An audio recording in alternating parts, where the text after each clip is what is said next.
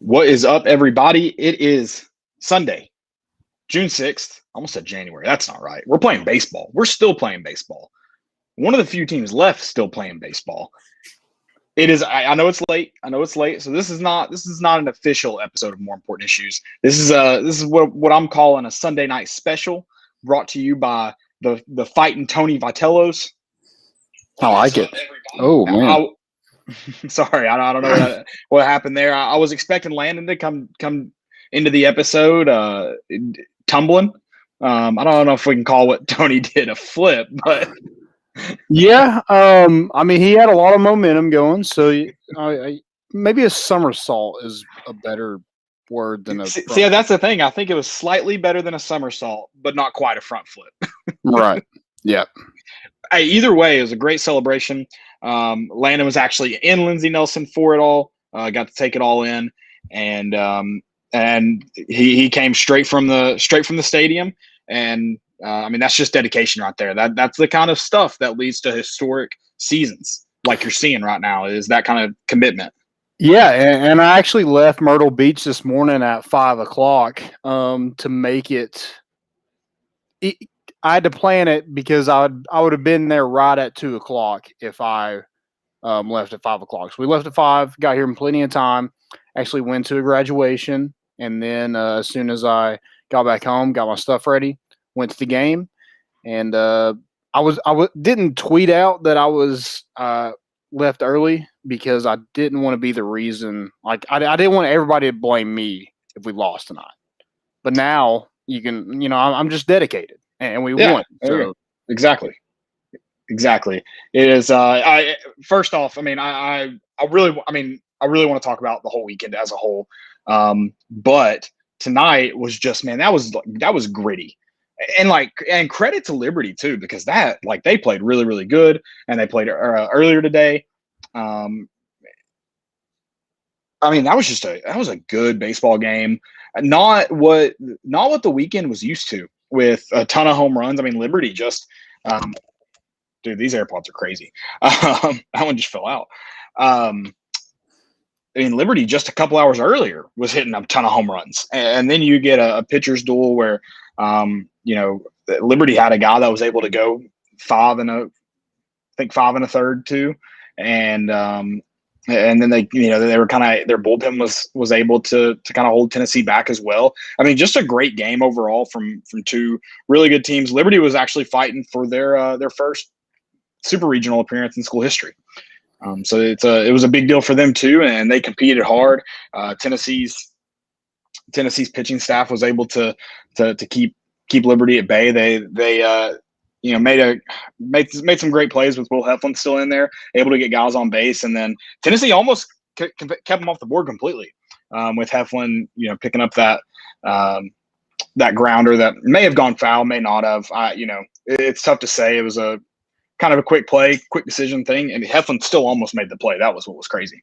Yeah, another review that doesn't go Tennessee's way. That he was safe. He was safe. Yes. Okay. But, I didn't know you'd seen it yet. Yes. Yeah, he was safe, but it was just one of those bang bang plays where Tennessee wasn't on the right end of it. But yeah, man, just the whole weekend, I enjoyed watching. I wasn't at the game on Friday and Saturday, but man, the atmosphere tonight was electric. They got the wave going. They were they were chanting Tony. They did It's Great to Be a Tennessee Vol right after it. Man, that one got me excited. I felt like I was in Neyland Stadium on the good side of a W. Yeah. Oh yeah. The Rocky Top was electric. That's another thing. Speaking of that, how do we get the pride of the Southland in Lindsey Nelson? I know that's not a normal thing, but I was thinking like Friday night when everybody was just like moaning and whining about the bat flip and the celly and that stuff. I was like, that's what makes college baseball great. Like that kind of stuff is like why you're tuning in. Because we talked about this. People are like, the NFL and NBA are way better products. Well, yeah, the talent's obviously better, but you tune in for stuff beyond the talent. Like, yeah, you're watching quality baseball still, but yeah, you could tune it. You could have tuned into the 15 MLB games that were today, and the product's going to be better. So you're not just there to watch baseball per se. So how do you do it? I don't know. Pep bands aren't normal things they aren't normal at baseball games, but man, wouldn't Lindsey Nelson be rocking with Pride of the Southland playing Rocky Top? I'd love it. I mean, just whatever you got to do to make that, your thing, like the daddy hats. They're everywhere. They're all over Lindsey Nelson now because I don't know how to feel about it. It's like almost like cute when an 87-year-old dude's wearing a daddy hat, but then it's like a 55-year-old guy wearing it. You're like, that's a little weird. Well, so I kind of felt bad for this dad. He had like his daughter and his son with him, and they're like, I want a daddy hat. I want a daddy hat. He was like, like, I mean, if your son gets one, it's whatever. But your daughter, I don't know if I want my daughter wearing a daddy hat. I'm sorry. Right. No, but it's cool. Like it's just cool, like seeing how not just this team is buying into, Tony Vitello, but like the whole fan base. And a lot of people have tweeted it out this week and previously that like it has that Bruce Pearl feel to it, where he just kind of captures the thing. Like he has a very similar attitude to a lot of people that are a part of this fan base. So he captures the fan base. And I think that's what's happening here. And like the daddy cap thing is just we talk about traditions. Like how does stuff like that come about? It's very natural. Like they do it as a joke. Evan Russell apparently just shows up to practice one day wearing it, and then they start doing it. And now, like you said, there's 4,000 people at a baseball game wearing daddy caps. Right. Yeah. And the funny thing, like the dad was like, "Oh, they're not even going to do it next year." Well, they did it last year too. Yeah. But no one really remembers that because, like, Tennessee has won a ton of games this year, and it's really come on as Tennessee's kind of this fan base is kind of taking baseball under their wing. They're like holding on to something, right? And this is what it is. But yeah, I just love how this team seems all bought in. You mentioned Tony Vitello's got that kind of Bruce Pearl mantra to him a little bit. I mean, just the things that he does, it's just so fluent and easy for him. He's being himself. That's right. He's not trying to he's not trying to he's something that he's not. It's just like that's why he's very similar to Bruce Pearl. They are who they are. They have they didn't grow up Tennessee fans, but like that, I think it was Martin Nagy mentioned it. Bruce Pearl didn't want to leave Tennessee; he was forced to. So like, there's just like this love here that for whatever reason, both of their first big time jobs, like things like that. It's their culture, like it's theirs. Bruce Pearl kind of created what we know as Tennessee basketball right now. Tony Vitello has created what we know as Tennessee baseball right now. Like it's theirs. It's not like it is kind of hard to come into Tennessee football when all these traditions and all of these things are already here, and you're trying to also put your own culture on top of it. But these two guys have created their own thing, and it has been awesome to watch. As a fan, you kind of feel like you're a part of it, which makes it even more special. And I'm like, tonight, God, I wish I could have been there. I mean, Friday night, obviously, wish I could have been there. Tonight, but obviously the game wasn't, it wasn't as exciting as that Friday night walk-off. Me and you joked about it. It's like, how do you top that? We expected to be going to the Super Regional. We expected to be doing this tonight on the show, but it's like, I kind of just want to talk about Friday night because that was freaking awesome. Yeah. I mean, we can get to there, but yeah, going back to Tony Vitello, just real quick. I mean, just some of the stuff I noticed tonight, like that somersault, like that's awesome. Like he gets done with his interview with SEC Network, is walking, picks it up a little bit, and then it turns into a full on sprint and just does a somersault with his team. I thought that was really cool. Some kids went up to the dugout because I'm sitting in the MVP section, so I'm like right next to the dugout, and some kids come down there and they're just like, Coach, and like it's in the seventh game and a tie ball game, and he had the time, just being himself and just waved to him and smiled, and then he's joking with Drew Gilbert in the locker room or in the dugout in the eighth inning, again a tight ball game. And able to joke with his players. And then you have Ross Kivett run to the dugout after the game and say, let's effing go. I mean, just like this whole staff and the players, like the personality. When we had Ross Kivett on, he talked a lot about that. It is just really what's kept Tennessee fans like super interested. I mean, yeah, they're winning games, but the way that they're doing it is what Tennessee fans are holding on to. Yeah, and it's been like I said, ton of fun. Tonight was a lot of fun, and you mentioned Ross Kivett. You didn't get to see this. You may have noticed it during that late in the game. I guess it was the eighth and or the seventh and eighth innings. Liberty had that pitcher that was maybe a couple balks could have been called. I don't know. Listen, hey, I'm not a guy that gets onto the umps. Don't look at me. But it was funny every time they had the camera from third base, so you could see Kiv in the background, and he just every time they threw to first, he was. He's like, you gotta make that call. Oh, yeah. He's like trying not to say anything. Oh, Vitello was beating on the fence over there every time he threw to first, because there should have been 6 balks called, but whatever. We took care of business. That's what we're in this regional to do. We did it. Florida did not. So, oh God, you got to feel for them a little bit. 18-2 was that the final? It was. They're down 18 when their weather delay hit. I think it was 19-1. 19-1. Golly, those are the ones you're like, I mean, hey, can we really not have the run rule in place? Come on. And somebody commented, I don't remember who it was. I'd give them credit, but they're like, imagine being in that locker room, knowing that you have to play more of a baseball game. You're down 18 runs. Yeah, and it's postseason, so you can't do it. But as the manager, game, like you're done. As the manager, don't you want to walk out and be like, "Hey, we can just call this one. It's in the seventh, rain delay." What do you say to your team during that rain delay? We got a long bus ride home, Coach. You're at home, yeah, but you get it. We got to feed the guys. We got to get out of here. Well, let's talk about Friday. Let's move to Friday a little bit. Yeah. We're doing it in chronological order. That's why we're doing it like this. There you go. Yeah, we're working backwards. Wright State. Dude, they came out fire. Our boys can hit the ball. I mean, Tyler Black, holy crap. Like I knew they had a really good player, but I didn't know he was a first-round player. Yeah. And he proved it. I mean, like, when you think of like, oh, this kid's really good at Wright State, you're like, okay, like, but against SEC competition, like, how good is he? He's good. He's really good. And then you had the kid that's been there for 25 years at Wright State, the dude with dreads. I'm not sure of his name, but very memorable guy. And you were just like, hey, let's not throw to him again after he took that one deep to center early in the game. Alders, does that sound right? Yeah. Alders? Yeah. I did not want to see any more of that kid. It was but my dad was there, and he was saying that everybody stayed. But I mean, there's probably like a few people here and there that probably left. I was about to say a couple people.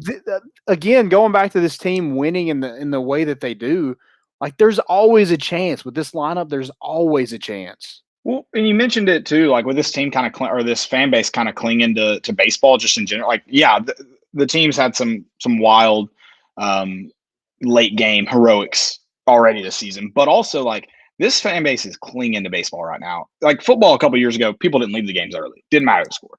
Right. It's only been in the last 10 years that it's taken time that now people are leaving the games early. So I think early stages of what's happening in baseball, that probably played a part. But yeah, this team's definitely had their, probably some of the most late game heroics in the country. Yeah. And I mean, we can kind of go through the game. I mean, Tennessee's just hitting home runs at a crazy rate. Didn't have that same pop off the bat tonight, except for one. But Max Ferguson went yard, Luke Lipsius, Connor Pavoloni, and then, Drew Gilbert just with bases loaded. And I said, we were at a bar watching it on my phone because we're not on TV for some stupid reason, but whatever. That's another conversation for a different day. But we pull it up, and I'm like, they're about to walk Jake Rucker. And I was like, they don't want to walk Jake Rucker because what do we know about Drew Gilbert? The dude is a psychopath. Yeah, he loves that moment. He's going to swing for the fences. That's what he wants to do. Yeah, I was about to say, like, the man, the whole time he stepped up there was no question about, hey, let's see if we can get, runner on second and third home. That was not in play for him. He was like, this thing's gone. This ball's leaving the park. He's like, you know what? I'm going to put it on their bus for them when they get. I want it to be on the front seat when they see it, or when they get on the bus. My dad was saying that he saw Rucker say something to Gilbert when I guess they were talking to the pitcher or whatever, or maybe it was before Rucker's at bat, and said he's hanging or something about the curveball, something about it. Well, that curveball too. He throws that same pitch, the first pitch to Gilbert. And Gilbert swings out of his shoes. I mean, how did he even hang on to the bat? He swung so freaking hard. I mean, he had to adjust his freaking his foot, whatever you call it. Not brace, foot guard. Shin guard. Yeah, he had to fix it because he swung literally out of his shoes. Yeah, and then I mean, the pitcher had to miss his spot on that first one or that second one because there's no way you throw that same ball there. There's no way, and especially to a dead pull hitter like Gilbert. Yeah, you can't make that mistake. And I can't. You looked at who was on third. I don't know. It seemed like whoever it was, he was the only one that was a little concerned. Maybe it wasn't gone because he kind of shuffles back. It was Pavoloni. He kind of shuffles back to third, and I'm like, everyone else in the park knew that ball was gone the moment it hit the bat. And like, I mean, I was watching on my phone. We went to go see my grandmother on our way into town Friday night. So I was just up I wasn't even like really at that point. I was kind of just waiting for the inevitable game to be over kind of thing. So I was like sitting on my leg, and I kind of looked down as soon as he hit it and just jump up. Because I was like, that thing, bomb, gone, no doubter. Because I saw the first pitch, and I was like, no, he wants it. And then second one, as soon as it hit, I was like, yeah, peace, no question. Daddy hacks. And then the Selly, because I know the Selly was a big deal on Friday night. It's actually been. I mean, people are still tweeting about it this morning. Oh, have you seen the one tonight? Did you see that one at the game? Yeah, the one he hit tonight. Did you see his bat flip?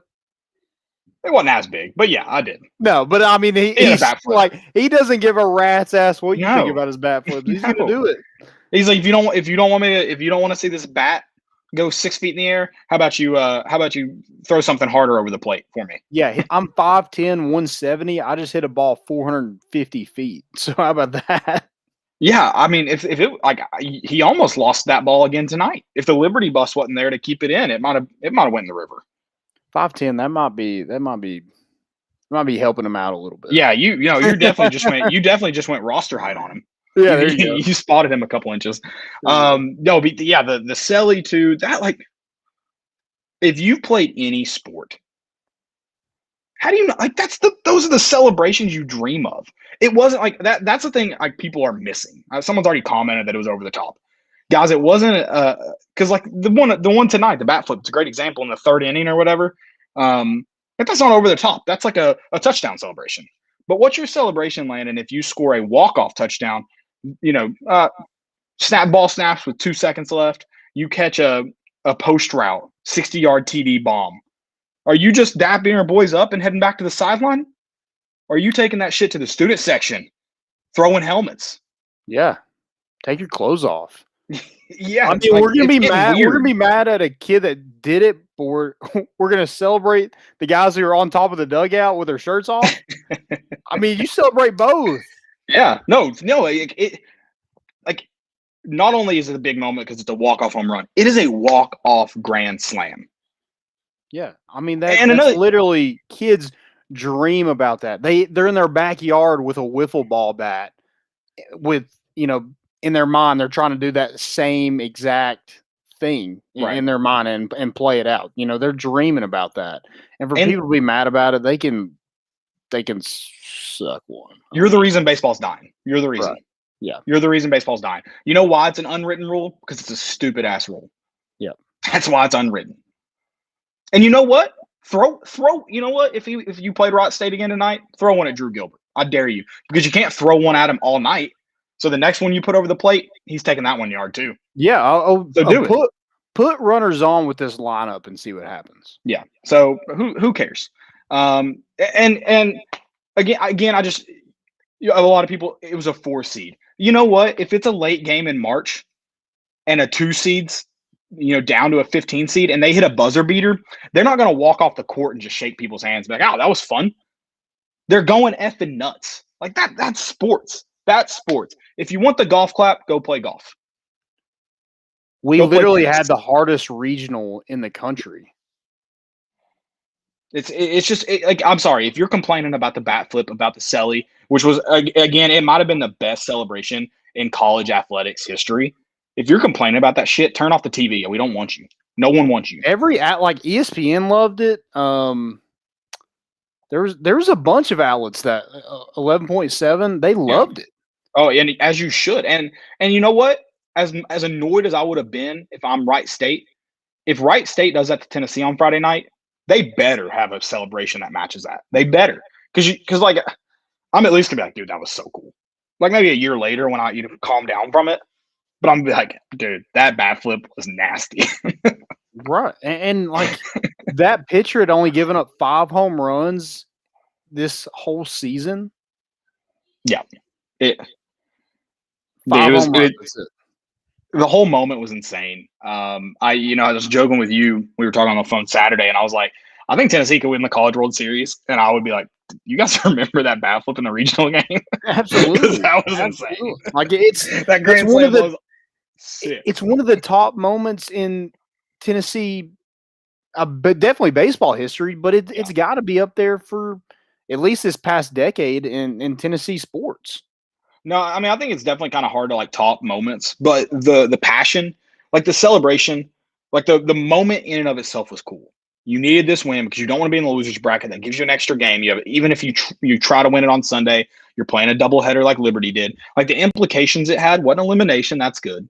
But the implications it had on what you would have had to do the rest of the weekend to move on makes the whole, like that makes the moment. Then you talk about how Tennessee at that point had left 9 runners in scoring position, or 9 runners on. I don't know about scoring position. They're 1 for 9 with runners in scoring position. Okay. So left. Yeah. So you kind of already battling. You've had a tough go of it already. You get 3 on in the bottom of the ninth you mentioned just a Wright State kind of giving you all they got on the mound. This is insane. Giving you all they got on the mound. And then you get a moment in there where Drew Gilbert got shafted earlier in the game. He, they said he leaned into a pitch, and certainly wasn't the case. And so that, like, the moment was just amazing. So just looking at the play, you're like, that's an incredible play. And then you talk about Lindsey Nelson putting 4,000 people in there with the addition of some grandstands, and then the place goes freaking nuts. Guys on the dugout with a sign while they're dancing on the dugout says, "Please keep off dugout." They had a cop there right before the game ended tonight. Did they? Yeah.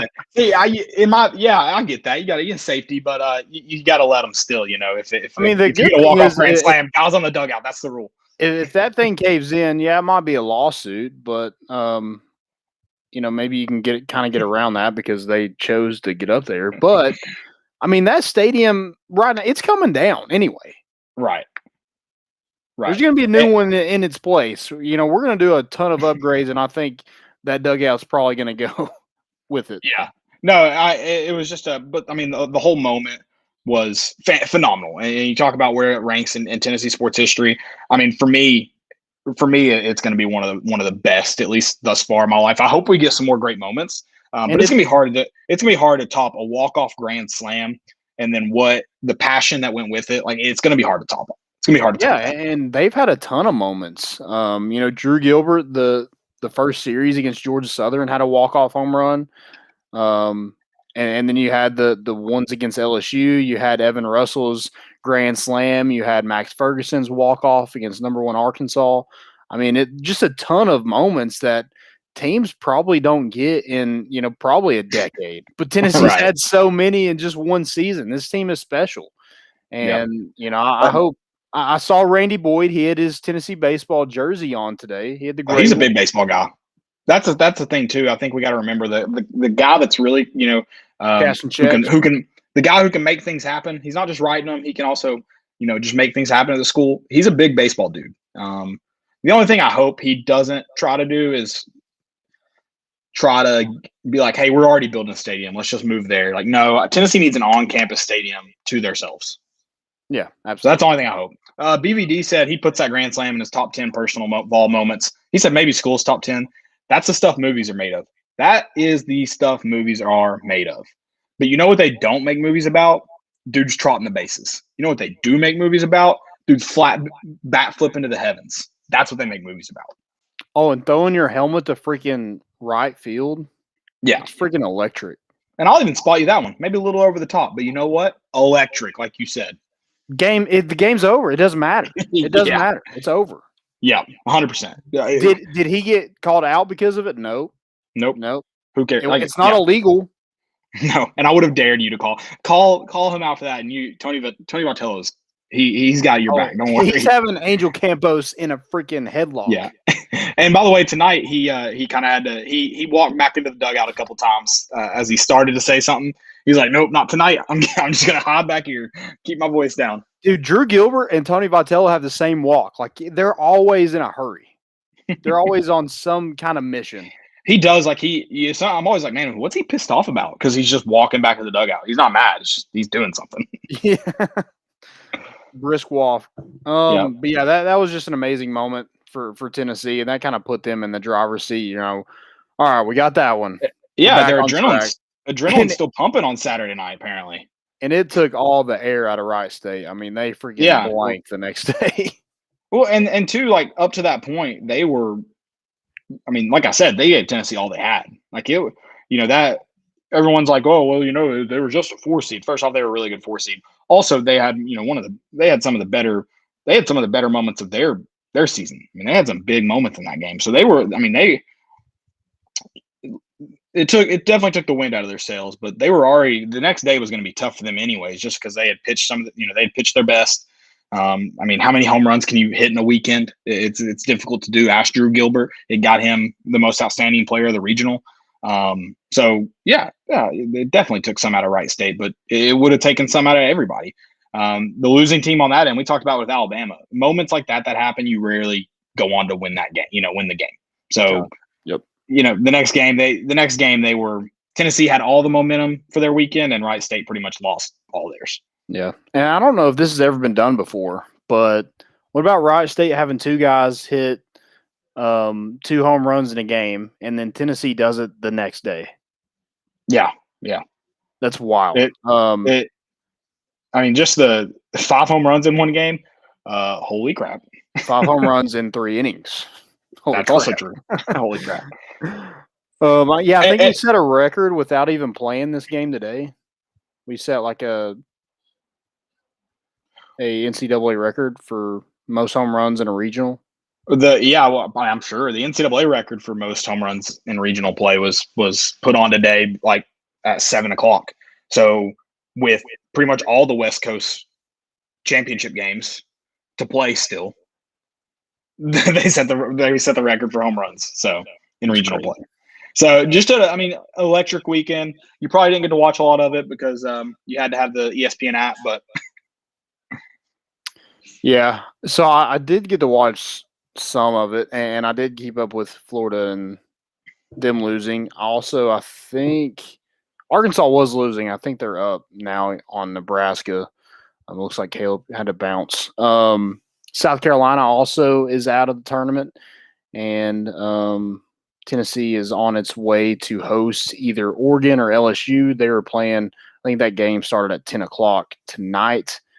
But yeah, Tennessee will host either Oregon or LSU.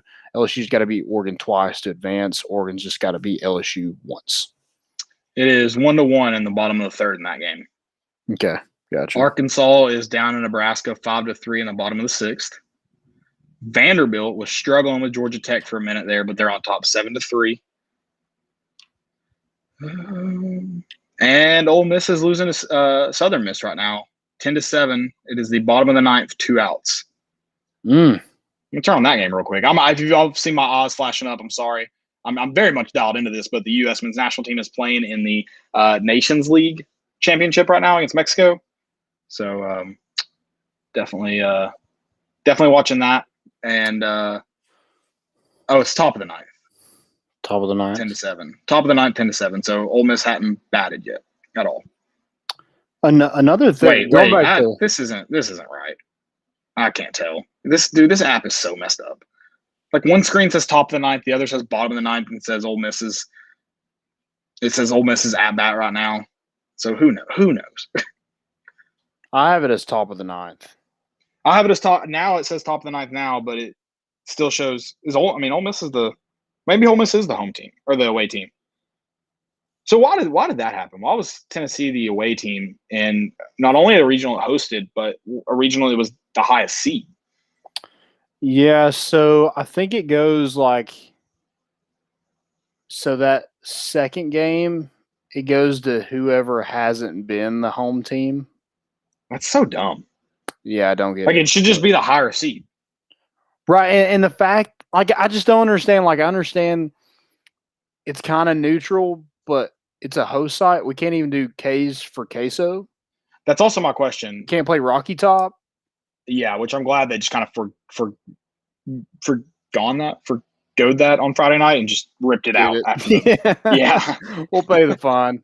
I also want to know, so it's technically a neutral site, like you said. It's an NCAA site. My question is, how much does Tennessee make from that besides just ticket sales or something? Because if we are hosting the NCAA and not hosting, other teams, then you better be cutting us a good check. Yeah, it's like an Airbnb, right? Exactly. I mean, if you don't want to do that, then you go pay to have you go find the regional sites, like minor league stadiums or something like that. If you're going to do that. Yeah. Pay us the money. We need it. Yeah, we desperately. We're trying to build a new stadium and pay a baseball coach and make him one of the highest paid coaches in America. Yeah, and funny you mentioned that real quick too. Mike Wilson had an article, I believe, on Saturday, and he kind of dove in. He got with some sources, and apparently Tennessee is working to make Tony Vitello one of the higher paid coaches in the country. Along with they've done a lot of work in the background. And I'll tell you what, man. We talk about how a lot of people in college athletics just can't do the common sense things. And I'm not saying Danny White's done it yet, but everything it sounds like he's doing, he's just doing what he should. And for it's some weird, reason, that's isn't not it? easy. And it's very weird. Well, I talked about, that, and his comments were cleared up a little bit when he was on the Swain event a couple weeks ago about asking fans to donate and, give what they've got. But I was like, he needs to be on the phone every day calling people who can write. Because yes, you need the fans buying the apparel. But right now with what's happening in baseball, and this isn't hey, we just need to dedicate more money. This is you have a baseball program, but you have to dedicate money to it to keep it growing and to keep the coach that's making it happen. So you need to be on the phone every single day, securing those people who can write those checks, securing the money from them. And it sounds like, from Mike Wilson's report, it sounds like that's what he's been doing. So like I said, just making the common sense plays and,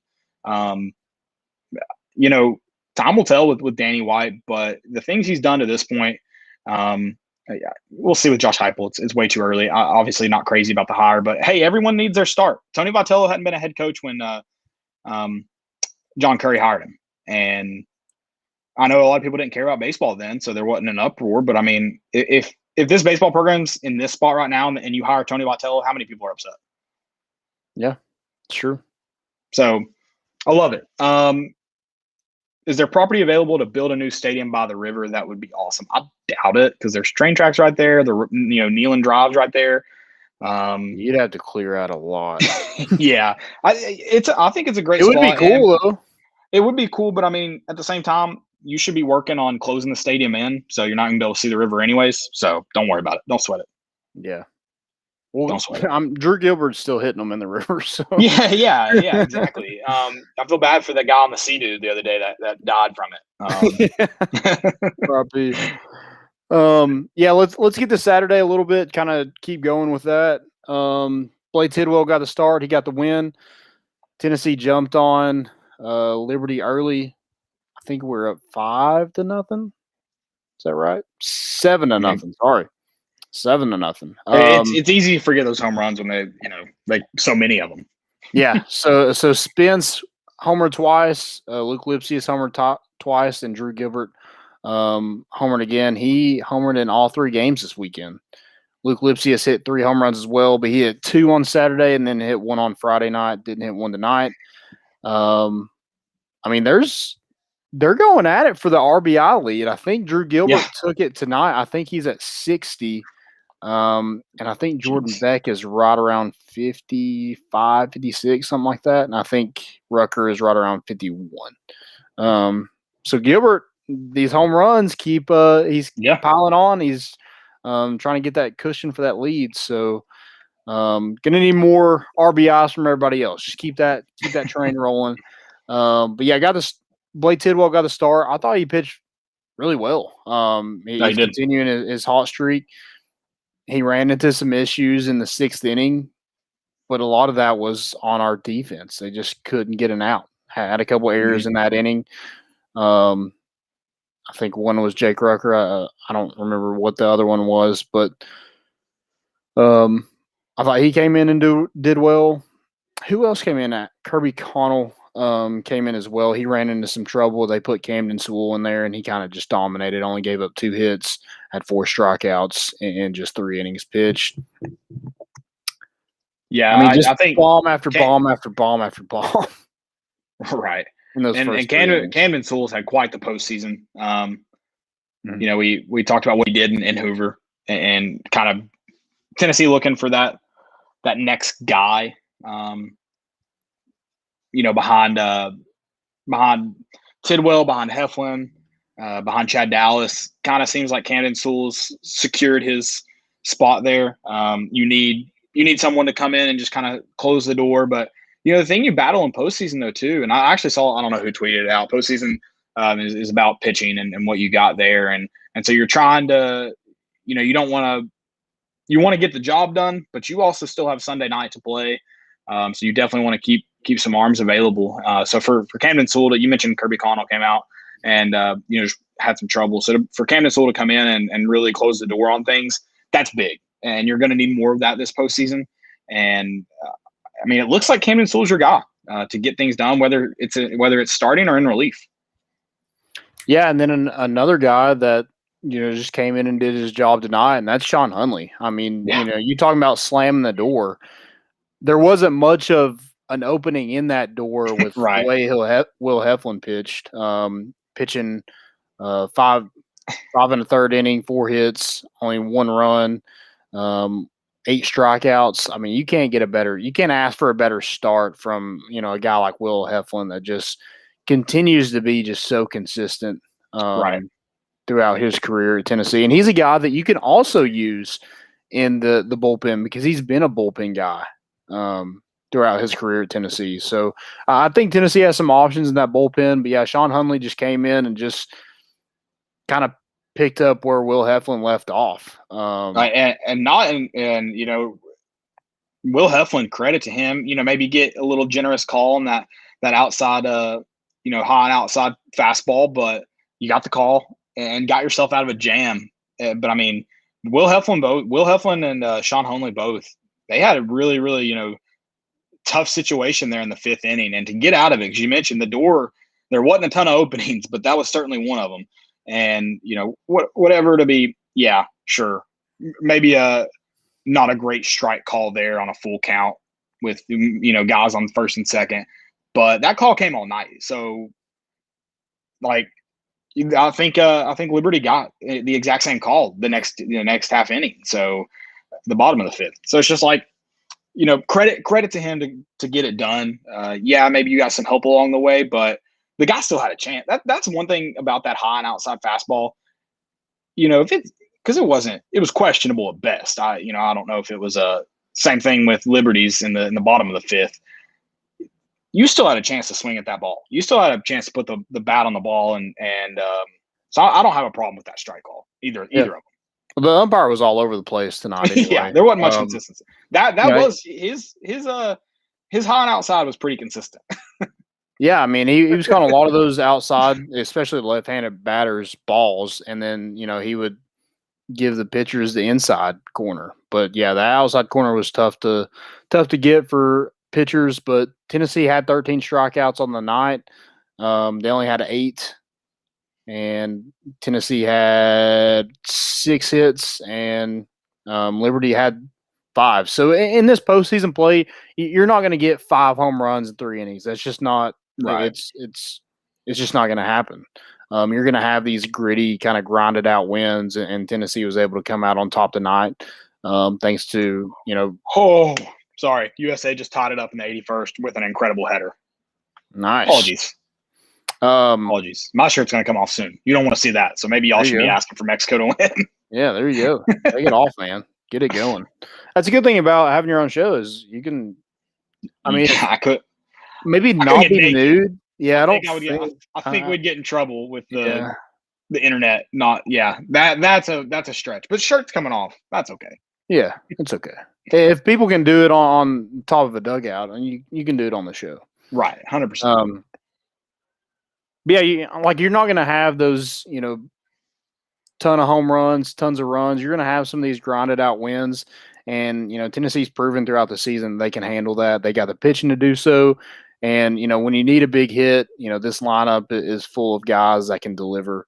And Drew Gilbert was the hero once again tonight. Just left it hanging, and he took you over the scoreboard. So. Yeah, and I think you're going to see some. You mentioned him being a hero again. I think you're going to see some. I don't think that's the last Drew Gilbert heroic play you saw. No, absolutely not. Absolutely not. Although he's going to be here at least another year. So yeah, you also next year he's able to build on that too. You also almost saw a slip up there and late in the game in center field, left center field, where the ball just gets lost. I think it was a joke. I don't know. The way Tony Vitello talked about it, they asked him about it right after on the SEC Network interview, and I'm like, man, how often does this happen? Because he mentioned it. He said, oh, God love him, but thankfully Evan Russell is there to make the play. Well, I was like, holy crap, where's this ball landing? And then Evan Russell is like holding the ball up in the air. I'm like, what just happened? So did you lose it too in the air? I mean, I was more so just watching Gilbert because I thought it was hit right to him. But gotcha. I don't know. I think Evan Russell called him off, and he just did that to be took off running the opposite way. Gotcha. Yeah. Gotcha. Because he was laughing about it, and I don't know if it's like just a slip up. It's fine. We got the out. We can laugh about it, or it's just like I'm a goofball. What about that play in right field where the ball bounces back into Jordan Beck's glove? So and I don't know if you could see it on the I don't even know how big it was, but that spot on the wall, there was something white there. Like, I don't know what it was. Like, so I thought the ball got wedged into the padding initially. And I was like, well, thank God that holds the guy at second. But I was like, good Lord. Like, the fact that, and then it fell out of his glove, and I was like, did he catch that? And then I remembered it did get past him and bounced off the wall. But I was like, wait a minute. We need to go back and check this. Did he catch it? That would have been awesome. That would have been but what's the rule there? As far as would that be an out? If he caught it off the wall? No. If he had caught it and then didn't find it. Does that make sense? Caught it and didn't find it. Like, so he catches it over his shoulder, but he doesn't think he did. So he starts looking for it and it falls out of his glove. Is that counted as control? I mean, that's probably another review that's probably not going Tennessee's way. Well, I mean, I feel like if you don't know you caught the ball, did you really catch the ball? Yeah, I guess so. Dude, is your glove heavy or not? Right. So, I mean, I was just like, that's a weird play because I feel like it would, Jordan Beck had one on Friday night. I think it went off the top of his glove. But, the ones that bounce in the glove, even, no matter how long they stay there, if that goes out or it gets dropped, like that's not a catch. Yeah. So I don't know if it's a time limit. No clue. I guess that's what I'm asking. What's the rule there? I hope that if you catch it, you caught it. We've never seen that before, so I don't know. I have no clue. Just catch it. Just catch it. No, you got it. Definitely just catch it. But that was also a really hard ball to catch. I mean, it was pretty much a freaking line drive to the right field wall. Right. That was a hard play to make. But Yeah, at least it didn't go. At least it didn't hit his glove and go over. That would have been a sucky way to have a home run, especially 2 in one weekend. Yeah, but that's all I got for talking about the games. I mean, just Yeah. an electric atmosphere. Love when you're able to fill Neyland Stadium up. I'm glad I hope this is the new norm. Yeah, no, I think I mean a lot of people have said it like that the last couple baseball weekends have felt like Saturdays in the fall, like that anticipation is there, and you got people you've got tailgating, you got people waiting yeah, in lines. Yeah, it's really cool. I mean, it's nice to like after a win, you just walk to your car and not have to worry about traffic. I kind that of is miss a that a positive. little bit, but I'll take this every night of the week. No, 100, yeah, absolutely, and I'm definitely gonna next spring's gonna be a little bit different. Hope to. Which I think this spring was just weird too with moving and like weddings and crap like that. But yeah, next spring might be one of those. Hey, don't bother me on Saturday in March. Let's tailgate. I've already got plans. Yeah, I want to tailgate so bad. I also want. I mean, I told you I wanted to watch the game from like right field. I hope the Ole Miss and Mississippi State baseball stadium is like that's collegiate baseball to me. Yeah, Like, I hope absolutely. there's something like that in Lindsey Nelson next spring or Because that's not hard. They're getting like 10,000 in their stadium. We're getting not even 4. We got 39-41 tonight. Yeah. And it was packed, but I mean, like, and it was loud, but just I can't fathom how loud it would actually be, or how great that atmosphere would be if you're able to get 10,000 people in a stadium. Oh, it'd be. I mean, it would be nuts. Like you mentioned, it was loud tonight. You could hear it. You could smell the beer off everybody because they're just sweating it out throughout the day. A lot of them came a little early to, I guess, the pregame before the Tennessee game. Hopefully it's loud enough to drown out that kid behind home plate just yelling, you suck," pretty much the entire game. That was a little unbearable. I don't know if you could hear him or if he was just right next to a mic. I have no idea. I couldn't hear him at all. God, maybe he wasn't behind home plate and he was just next to a mic. It was awful. I mean, every single pitch, just letting the ump have it. And I'm all about hating on the umps, but good Lord, dude, give it a rest. Yeah, dude, take a breath. Yeah, exactly. Somebody get this kid a beer. Yeah. Yeah, and like I mean, as far as baseball goes, we just did just baseball tonight. It was like I said, Sunday night special brought to you by the fightin Tony Vitellos. We'll be back Wednesday though, normal show. Tennessee did have some recruits on campus this weekend, and so things are getting things are getting back to normal as far as that stuff goes, and still got Tennessee. This staff and this class have got a ways to go.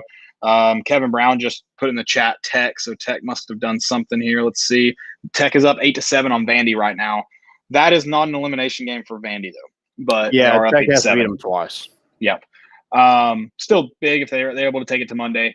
So yeah, we'll be talking football and basketball's even getting some recruiting lined up as well.